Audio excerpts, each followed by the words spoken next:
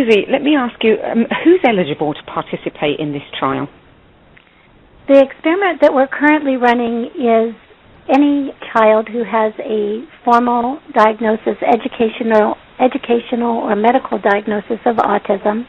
And in that requirement, we also need at least one parent who is willing to participate in the experiment with the child, because we need one parent both to kind of monitor themselves through some of the reporting that we require as part of the experiment, and also report back regarding what's taking place for the child on a month-to-month basis.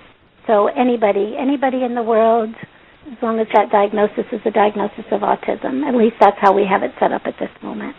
So the first round of this is still ongoing. Are you planning to do future rounds where people who are not currently involved can then sign up and participate?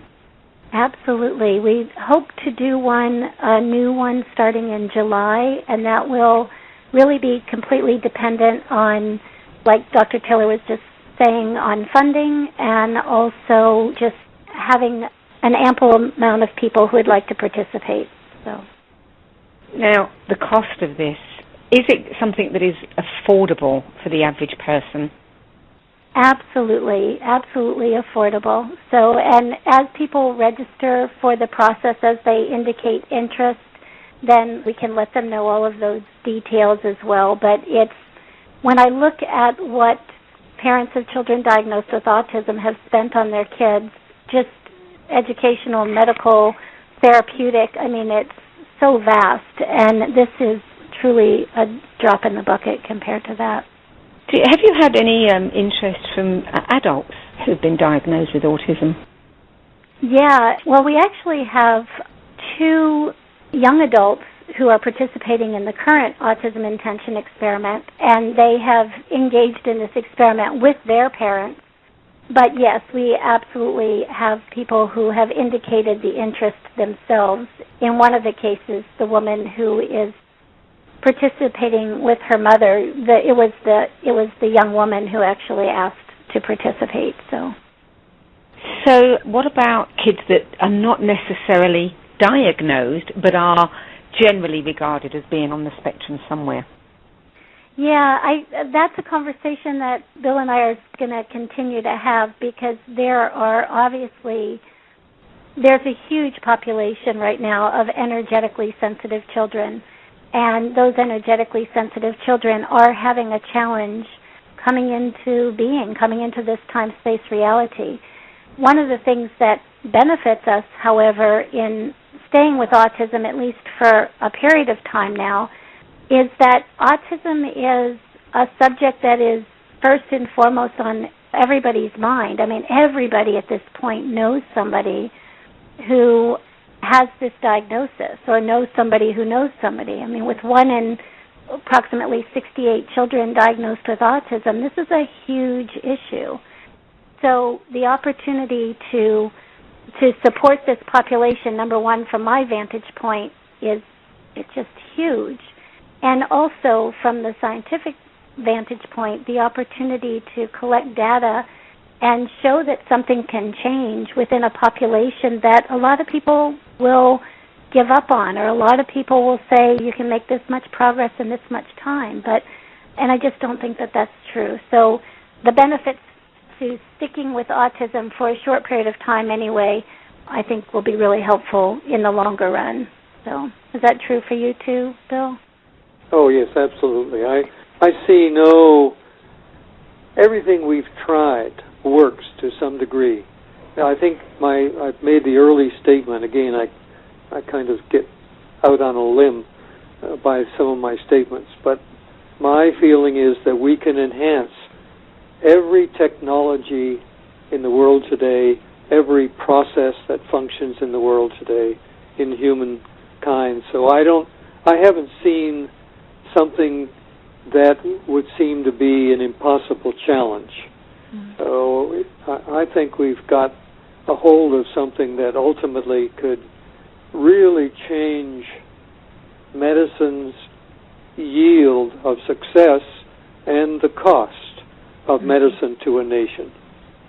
because you could do hundreds and thousands and tens of thousands of people around the world at once or within a nation simultaneously. So there's so much we have yet to learn, but the pieces are beginning to fall into place to make me give these outrageous statements. And I recognize they're outrageous to the conventional mind. I also think that just because from my vantage point anyway, and working with children diagnosed with autism as energetically sensitive individuals and children who, like you say, are part of this next epoch, to support them in creating a vibrational space. That in and of itself is so exciting to me because it's what the kids have said all along. It's like, we're not coming to you. They keep saying, we're not here to be just like you. We're not here to come into a lower dimensional reality and coexist with you. We're here to raise the vibrational frequency of this time-space reality. And when we begin to create this space where parent can meet child, on the one hand it's glorious because parent can meet child, but on the other hand it's glorious because of the space in which they're meeting each other. They're meeting each other in a higher state of consciousness. And that in and of itself, from what the kids have shared with me and from my own vantage point, that is pretty powerful. It's crucial. It's time. And that's sort of why I've been doing this work for so long and why I will continue to do this kind of work. But I have a question, Bill. You said earlier how difficult it is to change the minds of people who are entrenched in their belief systems, and we're talking about the scientific community here. Yes. Clearly, there's a book in what you are both doing, and it is going to be just an amazing book because I've seen many of the stories, and they are absolutely outstanding proof. However, is it enough for the scientific community? Is what you're doing being conducted in a way that they will say yes, or will they throw mud at it? It's always hard to tell when they're willing to get off their duff and get out of the box. Their intentions in life are meaningful and understandable. As I say, they're good guys, but they're really stuck. It gets very complicated, the psychology of the whole business, but that's why I try to keep a really good record on the quality of research, every bit to the standard that I did with my PhD students at Stanford, which was world-class and accepted as world-class. This is the same. It's just that it frightens them because it's so different. The response of nature is behaving in a way quite unlike their conventional way. And it really is because we're changing the reality. We're shifting a reality. We show it's possible. We show that it's remarkably different.